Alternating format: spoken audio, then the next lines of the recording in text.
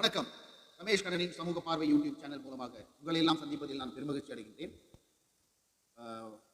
அமைந்திருக்கக்கூடிய புதிய தாவேகா அரசை முதலில் வாழ்த்தி அவர்களுக்கு நம் பாராட்டுக்களை தெரிவித்துக் கொள்கிறேன்.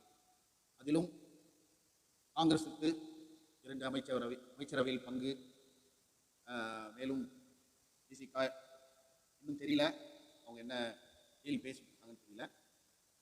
எல்லாருக்குமே பங்கு. இதில் தலித் அமைச்சர்கள் அதிகமாக இருக்கிறார்கள் என்பது மிகவும் மகிழ்ச்சியும் மிக்க சந்தோஷம் அளிக்கக்கூடிய ஒரு இதுவரை யாருமே செய்யாத ஒரு விஷயத்தை திரு ஜோசப் விஜய் அவர்கள் செய்திருப்பது மிகவும் மகிழ்ச்சியான ஒரு விஷயமாக இருக்குது, வரவேற்கத்தக்க ஒரு விஷயம். அதாவது எந்தெந்த சாதிகள் எவ்வளவு அதிகமாக இருக்கின்றார்களோ அதை மனதில் வைத்துக்கொண்டு அவர்களுக்கான பிரதிநிதித்துவத்தை தந்துள்ளதாகத்தான் தெரிகிறது. எல்லாமே நல்லா போயிட்டு எல்லாமே சரியாக போயிட்டு இருக்கு. இன்னும் என்ன செய்ய வேண்டும், என்ன சொல்வது என்றால், ஒரு அச்சம் மட்டும் நிலவுகிறது. அது என்ன அச்சம்? அறநிலைத்துறையை ஒரு குறிப்பிட்ட அந்த உறுப்பினரிடம் கொடுத்திருப்பது பலரின் மனதில் ஒரு நெருடலை ஏற்படுத்தியுள்ளது. ஏன்னு சொன்னால், ஆகம விதி, அப்புறம் சனாதனம், அந்த மனுஸ்மிருதி, இதையெல்லாம் முழுமையாக ஏற்றுக்கொண்ட சமுதாயம். அந்த சமுதாயத்திடம் அறநிலைத்துறையை ஒப்படைப்பது என்பது இவை அனைத்தையும் நாம் ஏற்றுக்கொண்டதற்கு சமமாகி விடுமோ என்ற அச்சம் நிலவுகிறது. ஏன்னா அவர்களுக்கு ஒரு ஆதிதிராவிட நலத்துறை கொடுத்திருக்கலாம், இல்லை வேற துறைகள் எவ்வளவோ இருக்கலாம். அது ஒரு நெருடலான விஷயமாக இருக்குது. எப்படி இருந்தாலும் இன்று திமுக கூட்டணியில் இருந்த கட்சிகள் அனைத்துக்குமே மகிழ்ச்சியான தருணம் தான். ஏன்னா அவங்க 20 சீட்டு, 6 சீட்டு, 7 சீட்டு, 15 சீட்டு, 30 சீட்டு ஜெயிச்சப்பெல்லாம் கிடைக்காத ஒரு அங்கீகாரம் 5 சீட்டு, 2 சீட்டு வெற்றி பெற்றதிலேயே கிடைத்திருக்கிறது என்பது ஒரு நல்ல ஒரு ஜனநாயகம். ஆனால் ஏன், அதாவது நம்ம இந்த தமிழகத்தில் நடப்பதை எல்லாம் வைத்து பார்க்கும்போது ஒரு அரசியல் ஆழ்ந்து நோக்கக்கூடியவர்கள் எல்லோருமே சிந்தித்தால் கொஞ்சம் அச்சமாகத்தான் இருக்கும். ஏனென்றால் என்னுடைய மனதிலே எழுப்பிய சில விஷயங்கள், அதாவது காங்கிரஸ் கட்சியை சேர்ந்தவன், தலைமை என்ன சொன்னாலும் அதை கட்டுப்பட்டு பின்னாலேயே செல்வதுதான் ஒரு நல்ல தொண்டனுக்கு அழகு. அதை நான் கண்டிப்பாக செய்யத்தான் போகிறேன். அவர்கள் எந்த முடிவு எடுத்தாலும் அதை நான் கேட்டுக்கொண்டு தான் ஆக வேண்டும். அது வேறு. ஆனால் மக்களுக்கு நமக்கு 10,000 சப்ஸ்கிரைபர், கிட்டத்தட்ட 9,200 சப்ஸ்கிரைபர் நமக்கு சப்ஸ்கிரைப் பண்ணியிருக்காங்க. அவர்களுக்கு நாம் பொதுவான விஷயங்களை சொல்லியாக வேண்டும். அப்படி இருக்கும்பொழுது எனக்குள்ளே எழுகின்ற சில சந்தேகங்கள், நான் தலைமையிடம் யாரிடம் கேட்பது என்றும் தெரியவில்லை, மக்களிடமே ஒப்படைக்கிறேன்.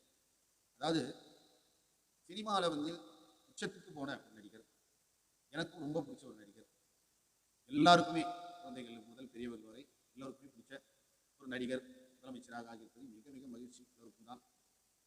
ஆனால் இது பாஜகவுடைய பின்புலம், சதிதிட்டம் ஏதேனும் இருக்குமோ என்ற அச்சம்தான்.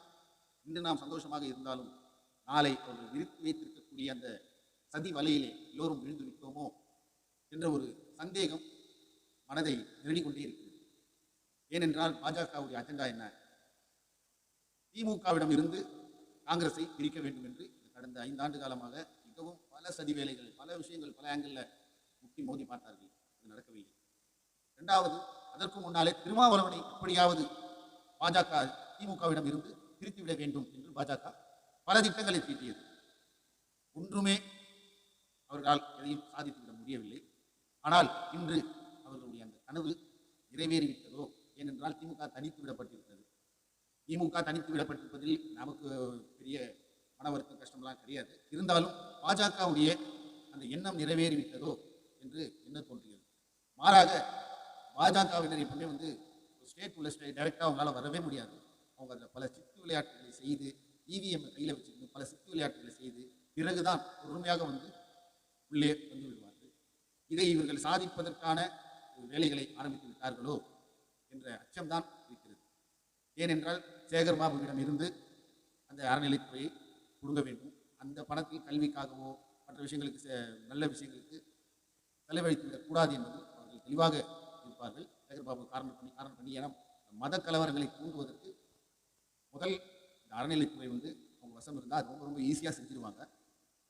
அப்படி இருக்கும்பொழுது இந்த அறநிலைத்துறை வந்து ஒரு ஆரியர் ஆதரவாளர் சொல்லுவாங்க இல்லை, அது நிறைய வீடியோவில் நம்ம பேசியிருக்கோம். திராவிடம் தமிழ் தேசம் பேசியிருக்கோம், திராவிடம் பேசியிருக்கோம், ஆரியம்னா என்னன்னு சொல்லியிருக்கோம். இப்போ அவர்களிடம் சென்று விட்டால் இது எப்படி போகிறது? இது வந்து இந்த நேரத்தில் அமித்ஷாவும் மோடியும் ஆர்எஸ்எஸ் காரர்களும் மிகவும் குளிர்ச்சியாக இருப்பார்களோ, சந்தோஷமாக இருப்பார்களோ என்ற எண்ணம் தான் ஓடுகிறது. அதாவது நல்லா இந்த நடக்கக்கூடிய அரசியலை கொஞ்சம் நல்லா ஆழமாக பார்த்தோம்னா டெல்லி தான் அப்படி. ஏன்னா ஏற்கனவே பாஜகவினர் வந்து டெல்லி ஃபார்முலா தான் தமிழ்நாட்டுக்கு, டெல்லி ஃபார்முலா தான் அப்படின்னு சொல்லியிருக்காங்க. மேலும் இப்போ தமிழிசை சவுந்தரராஜன் அவர்கள் 2031 பாஜக ஆட்சி தமிழகத்தில் மலரும் சொல்லியிருக்காங்க. இதையெல்லாம் வைத்து பார்க்கும்போது டெல்லி ஃபார்முலானா என்ன? அதாவது ஷீலா தீட்சித் அவர்கள் ஏறத்தாழ 30 ஆண்டுகளுக்கு மேலே 35 ஆண்டுகளாக ஆட்சி செய்து வந்தார்கள். எந்த ஒரு ஊழல் குற்றச்சாட்டோ எந்த ஒரு எதுவுமே இல்லாமல் நல்ல ஒரு தூய ஆட்சி கொடுத்து வந்தாங்க. திடீர்னு ஒரு அரவிந்த் கெஜ்ரிவால் அப்படின்னு சொல்லி ஒருத்தர் அண்ணா ஹசாரே அவங்க இதெல்லாம் சேர்ந்து தூக்கி பிடித்தார்கள். ஊழலற்ற ஒரு அரசு அப்படின்னு சொல்லி மக்கள் எல்லோரையும் இங்கே வாக்களிக்க வைத்தார்கள். வாக்களித்து அரவிந்த் கெஜ்ரிவால் வந்ததுக்கு பிறகு அவர் மீதும் ஊழல் குற்றச்சாட்டுகளை வைத்து அவரை சிறையில் தள்ளிவிட்டு இவர்கள் பூந்து பாஜகவை இங்கே ஆட்சி செய்ய வைத்து விட்டார்கள். இதுதான் டெல்லி ஃபார்முலா. இதை நாம் உற்று கவனிக்க வேண்டும். ஏனென்றால் எனக்கு ஒரு அச்சம் என்னவென்றால், திரைப்படத்திலே உச்சத்தை தொட்ட விஜய் அவர்கள் அப்பொழுதெல்லாம் ஜோசப் விஜய் என்று தன்னை பிரகடனம் படித்துக் கொள்ளாத பொழுது அரசியலில் வந்ததற்கு பிறகு எதற்காக ஜோசப் விஜய் என்று சொல்லிக் கொண்டிருக்கிறார்கள்? தமிழகம் எங்கும் ஜோசப் விஜய் என்று ஒழிப்பதற்கு காரணம் என்ன? எனக்கு எந்த ஒரு மதத்தின் மீதோ எந்த ஒரு இனத்தின் மீதோ வெறுப்போ வேறுபாடோ கிடையாது. மக்கள் தான் மனிதநேயம், மனிதர் தான் முக்கியம். ஆனாலும் இது எதை நோக்கி போகின்றது என்பதை பார்க்கும் பொழுதுதான் அச்சம் அளிக்கிறது. ஏனென்றால் இதுவரை சட்டசபையில் பைபிள் வசனம் பேசியது யாரும் பேசியது கிடையாது.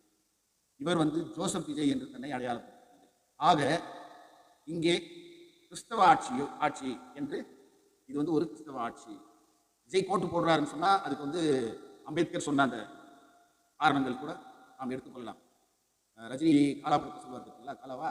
ஆமாம், இல்லை கபாலியில் சொல்லுவார், அப்படி தான் நான் போடுவேன் அப்படின்னு சொல்லுவார். அது காந்தி கோட்டு போட்டதுக்கும் காந்தி சட்டத்துணி போடாததுக்கும் அம்பேத்கர் கோட்டு போட்டதுக்கும் பின்னால் பெரிய அரசியல் இருக்குது அப்படின்னு சொல்லுவாங்க இல்லை, அந்த அரசியல் ஞாபகப்படுத்துகிறார் விஜய். அவர் கோட் சூட் போடுவதில் எந்த ஒரு தவறும் இல்லை. அவர் கொஞ்சம் அதிலே எல்லோருக்கும் மகிழ்ச்சி தான் தெரிகிறது. ஆனால் இதை காரணமாக வைத்து நாளைய பின்ன வரும் காலங்களில் வரும் தேர்தலில் இந்த மெஜாரிட்டி இந்துக்கள் அப்படி என்று சொல்லிக் கொண்டிருக்கிறார்கள் அல்லவா, அந்த மதத்தை இந்துக்கள் 80%. ஏன்னா வட மாநிலங்கள் எல்லாம் வந்து அமித்ஷா வந்து 20க்கும் சொன்னார். யோகியா சொன்னார்ல 20க்கும் 80க்குமான போட்டி இதுன்னு சொல்லி, அந்த மாதிரி சிந்து வைக்கிற வேலையை பாஜக இந்த வேலையில் இறங்கி விடுவார்களோ? ஏனென்றால் இவர்களுக்கு மதத்தை வைத்து மட்டும்தான் அரசியல் செய்யுது. மதத்தை வைத்து அரசியல் செய்து அந்த பல உயிர்களை நீங்க வந்து நினைக்கிற மாதிரி ஏதோ ஒரு சில நம்பர்ல முடியாது, ஆயிரக்கணக்கில் நடக்கும், பல உயிர்கள் போகும். ஜெனசைடு சொன்னா அதனால் பாதிக்கப்பட்ட அந்த சமுதாய மக்களிடம் போய் கேட்டீங்கன்னா தெரியும் எவ்வளவு கொடூரமானது. வீட்டிலே நம்ம நல்லா சாப்பிட்டு நிம்மதியாக தூங்கிட்டு இருப்போம், பக்கத்து வீட்டில் சொந்தக்காரங்கிட்ட ஈகோவா வாழ்ந்து கொண்டு இருப்போம். சின்னதாக ஒரு அவமானம் நடந்தால் கூட அவ்வளோதான் பொங்கி எழுவோம். ஆனால் மணிப்பூரில் என்ன நடந்தது? யாராலையும் எதுவுமே செய்ய முடியவில்லை. அப்பேற்பட்ட அவமானங்களை எல்லாம் சகித்துக் கொண்டு வாழக்கூடிய, உயிரை கீழே பிடித்துக் கொண்டு வாழ்கிறோம். இந்த நிலைமைக்கு தமிழகம் தள்ளப்பட்டு விடுமோ என்ற அச்சம்தான் நிலவுகிறது. நாம் ஆட்சிக்கு வந்துவிட்டோம் என்றால் ஜாதி மதம் இனம் எல்லாத்துக்கும் அப்பாற்பட்டு மக்களை நேசிக்கக்கூடிய ஒரு தலைவனாக நாம் மாறிவிடுகிறோம். ஏசிடி பிரபாகரன் அவர்கள் சட்டசபையிலே கூறிய அந்த பைபிள் கோட்ஸ் எல்லாம் உலகத்திலேயே சிறந்த வசனம். நாளை வந்து ஒரு ஹெல்ப் பண்ண முடியும்னா பண்ணு, அதுக்கு தான் இருக்க, அதுக்கு தான் நீ பிறந்தோன்னு நிறைய விஷயங்கள் எல்லாமே நல்லது தான், நல்ல விஷயங்கள் தான். பைபிளை எடுத்து முதல் பேஜ் இருந்து லாஸ்ட் பேஜ் இருக்கு, எது வேணாலும் நீங்கள் பேசலாம், நல்ல விஷயம் தான். அதே மாதிரி குரான்லேயும் இருக்கு. பகவத்கீதை இதில் போய் படிச்சிங்கன்னா பல பக்கங்களை நம்ம வெளியில் ஓப்பனாக பேச முடியாது, கட் பண்ணணும், எடிட் பண்ணணும். இந்த காலத்துக்கு ஏற்ற மாதிரி எடிட் பண்ணாதான் அது வெளியிட முடியும். யாரும் ஏற்றுக்க மாட்டாங்க, அப்படியே பேச முடியும். சமூகவதம் சமூகன் வதம் முதல் கொண்டு இதெல்லாம் வந்து நிறைய அந்த சாப்டர் எடுத்துருவாங்க ராமாயணத்தில். அது நிறைய பேர் பேச மாட்டாங்க. அதே மாதிரி மகாபாரதத்தில் நிறைய இந்த வருண சாஸ்திரம் சனாதனத்திலே அதில் இருந்த கதை தான் அது. இதை தான் செய்யணும், அதை தான் செய்யணும். இந்த காலத்துக்கு அது ஏற்புடையது அல்ல.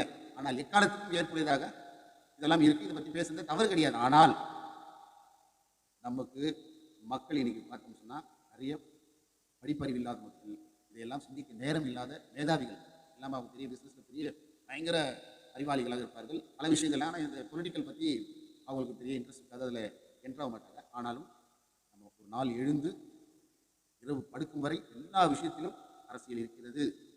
காலையில் எழுந்தோம், காலையில் படுத்து நிம்மதியாக காலையில் எழுந்துக்கணும்னா எலக்ட்ரிசிட்டி நல்லபடியாக இருக்கணும். காலையில் எழுந்து பாத்ரூம் போனோம்னா மெட்ரோ வாட்ரு கழிவுநீர் அகற்று வாரியம் எல்லாம் செயல்படணும். இல்லைனா அடைச்சிக்கும், காத்தடிச்சிடும் வீடு. காலையில் போய் காஃபி குடிக்கணும்னா பால்வளத்துறை அமைச்சர் ஒழுங்காக வேலை செய்தால் எல்லாருக்கும் பால் கிடைக்கும். அந்த மாதிரி நம்ம வெளியில் ஒரு ஆஃபீஸ்க்கு போகிறோம், பஸ்ஸில் ட்ராவல் பண்ணுறோம், ட்ரெயினில் ட்ராவல் பண்ணுறோம், எல்லாத்துக்குமே ஒரு துறை இருக்குது. அரசியல் இல்லாமல் நம்மளால் ஒரு நாள் அகற்ற முடியாது. சும்மா வந்து அரசியல் வந்து ஒரு சாக்கடைன்னு சொல்லிட்டு யாருமே கடந்து போயிட முடியாது.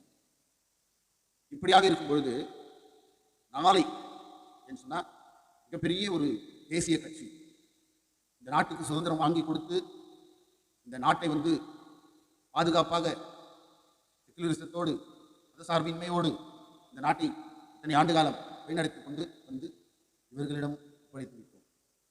இவர்கள் காத்திருந்து 100 ஆண்டுகள் காத்திருந்து இன்று நாட்டை கைப்பற்றி விட்டார்கள். அவ்வளவுதான். இவர்கள் ஆட்சியில் வந்ததிலிருந்து மக்களை பற்றி என்றுமே எந்த ஒரு திட்டத்திலும் யோசிக்காம அடுத்தடுத்து வரக்கூடிய தேர்தல்களை மட்டுமே, தேர்தல் வேலை செய்வதற்கு மட்டுமே இவர்கள் மூளைகளை பயன்படுத்தி இருக்கிறார்கள். அவர்கள் RSS பின்புலமாக இருந்து கொண்டு தேர்தல் ஆணையம், கோர்ட்டு, எதையெல்லாம் பத்திரிகை, கோடி மீடியான்னு சொல்றதுல எது பிஜேபி எதிராக எது நடந்தாலும் அதை நம்ம காட்டவே மாட்டாங்க. சோசியல் மீடியான்னு ஒன்று இல்லைன்னு சொன்னால் நம்மளும் எல்லாம் சேர்ந்து மோடி நல்லாட்சி தான் கொடுத்துருக்காரு, நம்ம தலையில் வந்து பெரிய உழுற வரைக்கும் அதை நம்பிக்கொண்டு இருப்போம். அதனால் இந்த மாதிரியான ஒரு நீண்ட காலம் இங்கு வந்து விடுமோ என்ற ஒரு அச்சம் மட்டும் இருக்கிறது. நடக்கக்கூடிய எல்லா நிகழ்வுகளும் சந்தோஷமாகவே இருந்தாலும் இன்றைய சந்தோஷம் நாளைய துக்கமாக மாறிவிடக்கூடாது. ஆகவே விஜய் இன்னும் கடுமையாக பாஜகவை எதிர்க்க வேண்டும். இதுவரை பாஜகவை அவர் கடுமையாக எதிர்க்கவில்லை. ஆனால் நம்ம இடதுசாரி சிந்தனையோடு நம்ம எப்படி மக்களை நேசித்து மக்களுக்காக என்னெல்லாம் மக்களுக்கு சரி எதெல்லாம் சரியில்லை என்கிறோமோ அதில் அவர் இன்றும் தெளிவாகத்தான் இருக்கிறார். அதில் நம்ம விஜய் வந்து எந்த குறையும் சொல்ல முடியாது. ஏன்னா கம்யூனிஸ்டாங்க, விடுதலை சிறுத்தைகள், காங்கிரஸ் இவ்வளோ பேரும் இருக்கிறதோடு தான் இந்த 4 கால் நாற்காலி கிடையாது, 3 கால் தான் வந்து 1 கால் இதெல்லாம் சேர்ந்து பிடிச்சிருக்காங்க. அப்படி இருக்கும்போது இது போன்ற தவறுகளை இவர்கள் அனுமதிக்க மாட்டார்கள் என்ற நம்பிக்கையில் வேண்டுமானால் இன்று நம்ம நிம்மதியாக தூங்கலாம். ஆனால் நடக்கக்கூடிய விஷயங்களை எல்லாம் பார்த்தீங்கன்னா இவங்க முதல்ல, அதாவது விஜய் இதுக்கு துணை போனாரா இல்லையான்னு நான் பேசுறதில்ல, அது அவர் தெரியாமல் கூட இருக்கார். ஆனால் முழுக்க அமித்ஷாவுடைய கணக்கு, அமித்ஷா போடுகின்ற தேர்தல் கணக்கு தான் EVM மூலமாக எல்லாம் நடைபெற்றுக் கொண்டிருக்கின்றதோ என்ற அச்சம் எல்லோருக்கும் இருக்கிறது. எல்லோருக்கும் அந்த அச்சம். இந்த முறை வந்து பிளான் A. விஜய் ஒரு வேலை, என்னுடைய கணிப்பு, இது வந்து நான் சார்ந்திருக்கக்கூடிய கட்சியோ நான் சார்ந்திருக்கக்கூடிய கட்சி தலைவர்களோ இதுக்கு பொறுப்பு கிடையாது, நான் தான் பொறுப்பு. என்னுடைய யூகம் ஒரு வேலை தேர்தலுக்கு முன்னே காங்கிரஸ் தாவேகா கூட்டணி அமைந்திருந்தால் அதில் பாதாளத்திற்கு இந்த கூட்டணி தள்ளப்பட்டிருக்குமோ என்ற ஒரு சிந்தனை இருக்கு. ஏன்னு சொன்னால் அந்த மாதிரியான விளையாட்டை செய்வதற்கு பிளான் A வைத்துக் கொண்டிருப்பார்கள். அதை முறியடித்துவிட்டு யாரும் தாவேகாவுடன் சேராத காரணத்தினால் இவர்கள் ஒரு எதிர்பார்ப்பு, இந்த வட்டத்துக்குள் தான் தாவேகா வரும் அப்படி என்று அதற்கு ஒரு ஆதரவை மறைமுகமாக கொடுத்திருக்கலாம். இந்த ஆதரவு EVM மூலமாக. ஏனென்றால் இந்த நாட்டை காப்பாற்ற வேண்டிய மிகப்பெரிய பொறுப்பு நம்மிடம் இருக்கின்றது. ராகுல் காந்தியிடம் குறிப்பாக இருக்கின்றது. ஏனென்றால் பாஜகவை இமயம் முதல் குமரி வரை எதிர்த்து களம் காணுவதற்கு காங்கிரஸ் தான் ஒரே கட்சி. ஆகையால் ரொம்ப நம்ம தோல்வியிலிருந்து கூட வந்துடலாம், சூழ்ச்சியில் விழுந்தோம்னா எந்திரிக்கிறது ரொம்ப கஷ்டம். அதனால் இன்றைய சந்தோஷமாக தான் இருக்கிறது, மன மகிழ்ச்சியாக இருக்கிறது. அண்ணன் விஸ்வநாதன் அவர்கள் மந்திரியாகி இருக்கிறார். 60 ஆண்டுகளுக்கு பிறகு காங்கிரஸ் அரசவையிலே இடம்பெற்றிருக்கிறது. இதைத்தான் திமுகவிடம் கேட்டோம், திருமாவளவனும் கேட்டார். ஆனால் அதற்கு வாய்ப்பே இல்லை என்று கூறிவிட்டார்.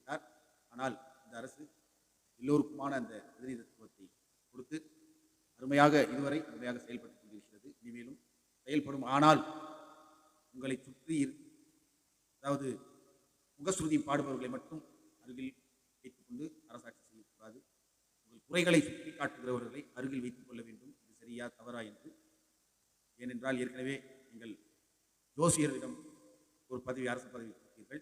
அதை மக்களின் வேண்டுகோளுக்கு இணங்க அன்றே அதை ரத்து செய்து விட்டீர்கள். இதுதான் நல்ல அரசு. அவர்கள் யார் வேண்டுமானாலும் எந்த நேரத்தில் வேண்டுமானாலும் அவர்கள் செய்யலாம், இயல்பு. ஆனால் அதை பெரும்பான்மையான சமுதாயத்தை மக்கள் அதை எதிர்க்கும் பொழுது அதை வாபஸ் வாங்கிக் கொள்வது தான் சிறந்த ஜனநாயகம். அதையும் சிறப்பாக செய்வீர்கள். மேலும் இந்த அறநிலைத்துறையை மட்டும் நீங்கள் அதாவது எப்படி சொல்வது, முதலியார், வன்னியர், அப்புறமா தேவேந்திர குல வேளாளர்கள், இவர்கள் தேவர்கள், நிறைய ஜாதி இருக்குதுல்ல, இவர்களில் யாராவது ஒருவரை நீங்கள் நியமித்திருக்க வேண்டும். அது அவர்கள் ஏற்கனவே சொன்னது போலதான் சனாதனத்துக்கு பிடித்தவர்களிடம் இதை கொடுத்தால் அங்கே என்னெல்லாம் நடக்கும் எல்லோரும் ஒன்று கூறிவிட்டு மற்ற மாற்று சமுதாயத்தினரை அதாவது இந்துக்கள் எல்லோரும் இந்துக்கள் தான், ஆனால் இவர்கள் சொல்கின்ற இந்த இந்துக்கள் வேறு. அந்த மாதிரியான இப்போ நார்த் சைட்லாம் போனால் இந்த பஞ்சகாவியம் சொல்லி மாட்டு மூட்டம், மாட்டு சாணி, அப்புறம் இன்னும் இதெல்லாம் கலந்து அதை குடித்தால் மட்டும்தான் கோயில் உள்ளே போக முடியும் என்ற ஒரு சூழ்நிலை எல்லாம் இருக்கிறது அல்லவா. இதுபோல தமிழகத்திலும் எங்கே வந்துவிடப் போகிறதோ என்ற ஒரு அச்சம். ஏனென்றால் பெரியார், பாபா சாஹேப் அம்பேத்கர், பட்டமலை சீனிவாசன், அயோத்திதாச பண்டிதர் இவர்கள் எல்லாம் பல ஆண்டு காலமாக போராடி, சீமான் சொன்னார் பார்த்தீங்களா, திராவிட கோட்டையை ஆரிய கடவாரை வச்சு நான் உடைப்பேன்னு சொல்லி, அதை நீங்கள் செய்து விடுவீர்களோ என்று ஒரு அச்சம் நிலவுகிறது. நீங்கள் ஆட்சி அமைத்ததில் மிக மகிழ்ச்சி.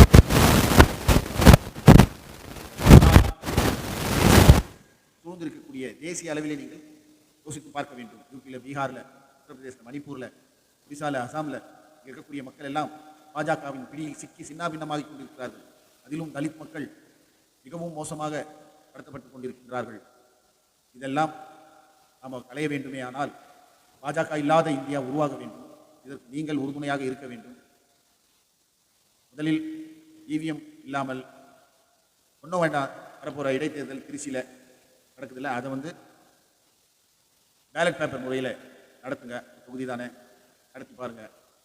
இவிஎம்ஐ ஒழிப்பதற்கு குரல் கொடுங்க.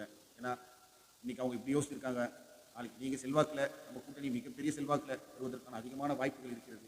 அந்த நேரத்தில் இவிஎம்ஐ வைத்து நம்மை ஓரம் கட்டிவிட்டு அவர்கள் வந்து விடுவார்கள். ஆகையால் இன்றைக்கி நம்ம சந்தோஷப்படுற மாதிரி அது நிரந்தரமாக இருக்க வேண்டும்.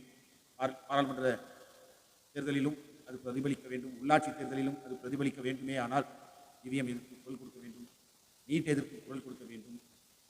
இது எல்லாமே நீங்கள் உறுதியாக, ஏனென்றால் திமுகவுடன் இருந்த கொள்கை ரீதியான இடதுசாரிகள், பிசிக, காங்கிரஸ் போன்றவர்கள் எல்லோருமே அந்த இடத்தில் எப்படி கலைஞரையும் ஸ்டாலினையும் ஒரு இடத்துல வச்சு அவங்க பின்னால் அணிவகுத்த மாதிரி விஜய் அவர்களை வைத்து உங்களை பின்தொடர்ந்து எல்லோரும் வந்திருக்கின்றோம். இந்த வாய்ப்பினை அருமையாக பயன்படுத்தி கொண்டு வருகின்ற தேர்தலிலே இன்னும்னா அதிகப்படியான இடங்களிலே வெற்றி பெற்று நம்ம அசைக்க முடியாத இடத்தை நோக்கி நாம் செல்ல முடியும். ஆனால் பாஜகவுடன் ஏதாவது சமரசம் செய்து கொண்டேமே ஆனால் மக்களுடைய செல்வாக்கை கண்டிப்பாக இழந்து விடுவோம் என்பதை மீண்டும் மீண்டும் உங்களுக்கு தெரிவித்துக் கொண்டு மீண்டும் ஒரு நல்ல விஷயத்தில் உங்களை சந்திக்கும் முறை விடைபெறுகிறேன். நன்றி, வணக்கம். காங்கிரஸ்காரர்கள் நம் சேனலை தொடர்ந்து பார்த்து கொண்டிருப்பவர்கள் சப்ஸ்கிரைப் பண்ணுங்கள், ஷேர் பண்ணுங்கள், லைக் பண்ணுங்கள், உங்களுடைய கமெண்ட்ஸை பதிவிடுங்க. நன்றி, வணக்கம்.